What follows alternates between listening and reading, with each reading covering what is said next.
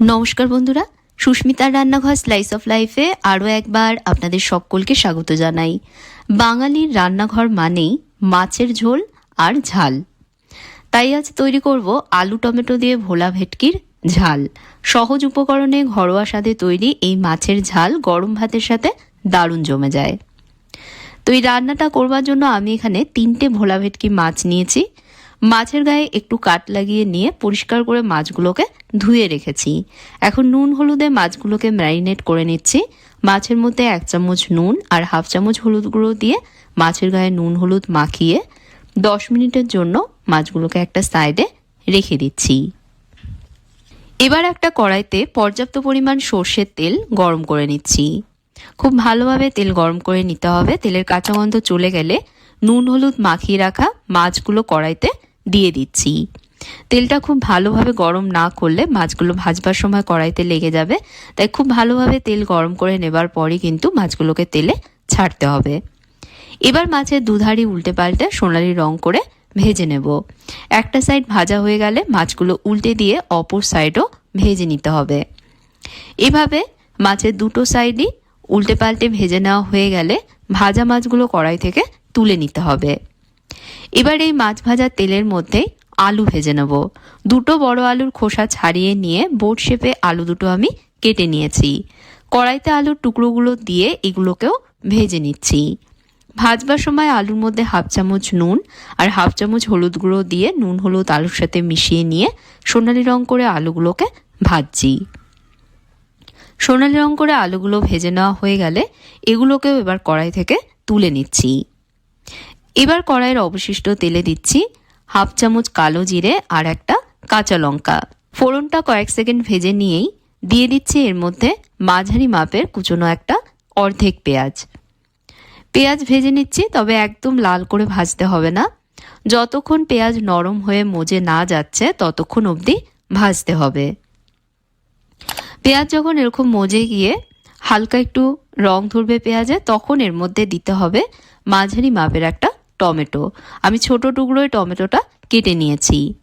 Tomato দেওয়ার পর এর মধ্যে অল্প নুন দিয়ে 1-2 মিনিটের জন্য ভাজবো। 1-2 মিনিট টমেটো ভেজে নেওয়ার পর এর মধ্যে দিয়ে দেব 1 চামচ রসুন বাটা। রসুন বাটা দেওয়ার পর আরও কয়েক সেকেন্ড ভাজবো। রসুনের কাঁচা গন্ধ না যাওয়া পর্যন্ত ভেজে নেব। রসুনের কাঁচা গন্ধ যখন চলে যাবে তখন এর মধ্যে দিয়ে দেব সমস্ত গুঁড়ো মশলা।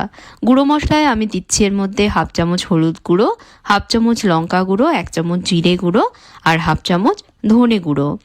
মশলাগুলো দেবার পর এর সাথে মিশিয়ে নিয়ে 30 সেকেন্ড ভাজবো। 30 সেকেন্ড ভেজে নিয়ে দিয়ে দেবো এর মধ্যে অল্প জল, যাতে মশলাগুলো না পড়ে। সব ভালোভাবে মিশিয়ে নিয়ে এবার এটা কষাবো। কষানোর সময় ভাজা আলুগুলো এর মধ্যে দিয়ে দেব। আলুগুলো এতে দেওয়ার পর আলুগুলোকেও মশলার সাথে মিশিয়ে নিয়ে কষাবো। আর কষানোর সময় কড়াইটা কম আঁচে ঢাকা দিয়ে রাখবো, যাতে ভালোভাবে এটা কষে যায়। এভাবে 3-4 মিনিট কষিয়েছি। এখন এর মধ্যে দিয়ে দেব গরম জল। গরম জল দিলে যে কোনো রান্নার স্বাদ যেমন ভালো হয়, তেমনই সবজিও কিন্তু তাড়াতাড়ি সেদ্ধ হয়। এর মধ্যে আমি দিয়ে দিচ্ছি 4টে চেরা কাঁচা লঙ্কা। লঙ্কাগুলোকে আমি চিড়ে দিয়েছি। আর দেব স্বাদ মতো নুন। এবার ঝোল ফুটে ওঠা অবধি অপেক্ষা করব। ঝোল ফুটে উঠলেই এর মধ্যে দিয়ে দেব ভেজে রাখা মাছগুলো। ভাজা মাছ থেকে বেরোনো তেলটাও এর মধ্যে দিয়ে দেব।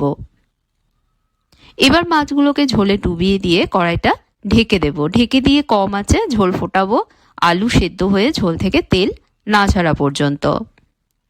এভাবে প্রায় 8 থেকে 10 মিনিট ঝোল ফুটিয়েছি। দেখতেই পাচ্ছেন ঝোলের ওপর তেল ভেসে উঠেছে। এখন দিয়ে দেবো এর মধ্যে 1 মুঠো ফ্রেশ ধনেপাতা কুচি। একটু বেশি করে এই ঝোলে ধনেপাতা দিলে দেখবেন গন্ধটা অনেক ভালো আসবে। দেবার পর আরও 1 মিনিট ফুটিয়ে নেব। 1 মিনিট ফুটিয়ে নেওয়া হয়ে গেলে গ্যাস বন্ধ করে দেবো। গরম ভাতের সাথে এই ভোলা ভেটকির ঝাল যেন অমৃত। এভাবে একবার বানিয়ে দেখবেন বন্ধুরা মাছের ঝাল। আশা করছি পরিবারের সকলে খুবই ভালো খাবে। ভিডিওটা কেমন লাগলো জানাবেন, ভালো লাগলে লাইক এবং শেয়ার করবেন, আর চ্যানেলে সাবস্ক্রাইব করতে ভুলবেন না। পাশে থাকা বেল আইকনে প্রেস করবেন, সাথে ফেসবুক পেজেও আমায় ফলো করবেন। তাহলে আজকের মতন বিদায় নিচ্ছি। আপনারা ভালো থাকবেন, ভালো রাখবেন। ধন্যবাদ।